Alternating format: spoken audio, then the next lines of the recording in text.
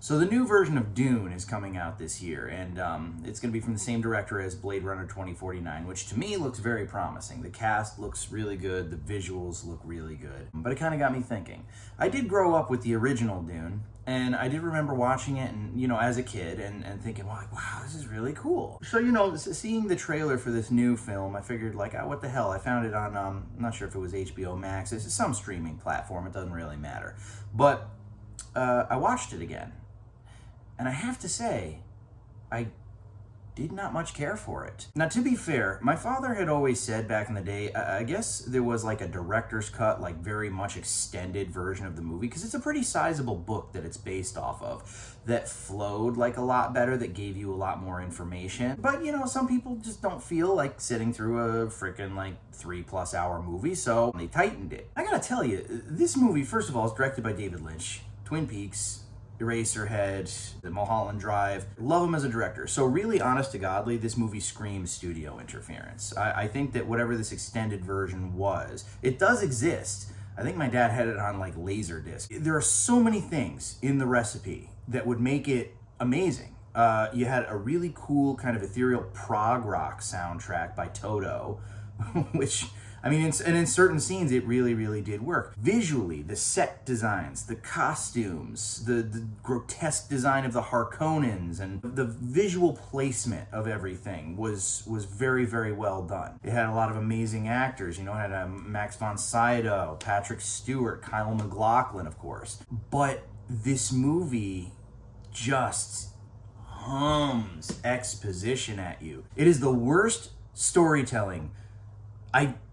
Not the worst, but it is like up there with some of the worst storytelling I've seen in a film. There is a scene where a worm is coming towards one of these like spice mining vehicles, and Paul Atreides' father, I forget what his name is, basically lands the ship and says, like, get the men out of there, get the men out of there. And Max von Sydow, who you realize he's been on this planet for a while. It's established already. He's been on this planet for a while.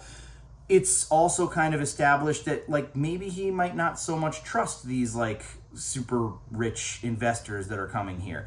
But when Paul Atreides' father rescues these workers, Max von Sydow looks at him, and you can hear his internal monologue. And they do that a lot in this movie, where he basically says, like, he actually cared about those workers. You can't convey that with like a look or an emotion, or like, and then later when you find out what the guy's deal really was, like that's not going to make sense. In the beginning, you see this like princess talking, and she's literally, I guess in the beginning, some movies have like a sort of fantasy narrative, even like Highlander, since the dawn of time, we've been among you. We are with you now, and we are with you then. And then it goes, here we are.